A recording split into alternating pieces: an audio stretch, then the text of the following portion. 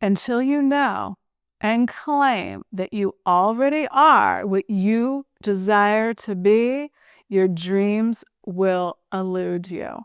In today's video, we're going to break down the teachings of Neville Goddard like we never have before, so you can embody your life that you have been dreaming of right now. Welcome, I'm Amy. This is Awakening with Amy, where we help awaken your ideal life from within so you can be, do, and have any desire. Neville Goddard said that you must assume you already are what you want to be. And it's only your refusal to do that, to believe that, that keeps you from seeing it. He was basically saying the quote from John 8:24, until you believe that I am He, you will die to your sins. What that means is I am awareness is He. Your human imagination and your I am awareness are one. And when you don't know who you are, when you don't know how powerful you are, the magnitude of your power in a physical body, yes, you will die to your sins. And to sin, Neville said, is to miss your ideal, to miss your desire. But the good news is you're continually forgiven because you are never judged by the universe, by that infinite intelligence that you are one with. No, you get a do-over in every now moment. So manifesting is not something that you need to learn how to do. It's not about effort. It's not about trying. Manifesting is what you already are. Everything in your life stems from an inner story, your consciousness. So you don't need to learn how to manifest. You need to let go of all the ways, all the reasons why you think it's hard to have what you want. It's about assuming your ideal right now. And right now, and embodying the change. That's why we're here, to change in that otherwise changeless, infinite energy, right? Your creative power to be, do, and have any desire is your human imagination. Max Planck, the father of quantum theory, said this. He said, all matter originates and exists by virtue of a force. And we must assume behind this force the existence of a conscious and intelligent mind. He tells us right there, all matter first originates because of a force. And what is that force? It's your desire. How powerful is that? Your desire was never meant to stress you out. Your desire was meant to awaken another aspect, another perspective of who you already are. So your imagination is the tool. Your I am awareness is how you connect to that next best version of you. And understand that in consciousness, it's oneness. There is no exclusion. It's only inclusive. It's never this or that. Like I can be this or I can be that, or that's right, that or that's wrong, or I'm right and you're wrong. It's not about that.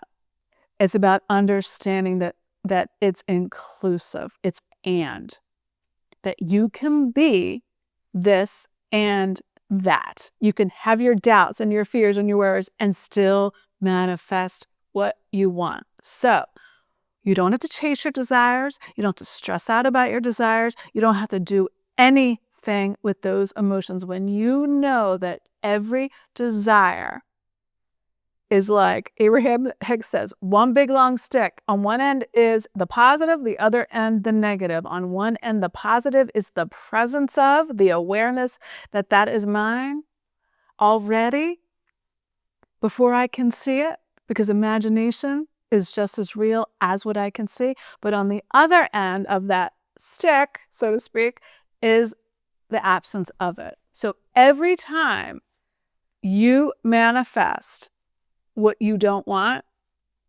it's because you were focused on the absence, feeling you were lacking something in some way. The presence of light, that force, was not in your awareness. That's all that means. So Neville Goddard says that the chief delusion that we have as humans is that we believe there's a power out there, that there's some other power that manifests for us and through us. A chief delusion is that we don't accept that we are that consciousness, that we are one with it. So again, there's only inclusion. So when we resist anything, when we fight it, we create the unwanted reality. That's how we align with it. When we try to avoid it, get rid of it, run away from it, it runs after us. It's crazy, right? Everything is about your focus and attention. What are you imagining and consenting to be true for you? Because the universe is only going to agree with you. It has no discernment power. It has no judgment. You have free will to choose, and you're never judged for that choice, right? So change the conception you have of yourself, and you will change the world in which you live. And this is about practicing it, right? It's not about practicing like, your mom told you had to play the piano when you didn't want to, or do your homework. No, this is about falling in love with another part of you without denying or rejecting a version of you that you no longer want. That is the key. Your imagination is your redemptive power, and it redeems you from anything that you no longer align with or want to harmonize with. So every time you choose again, you're using your free will, your freedom, your power as creator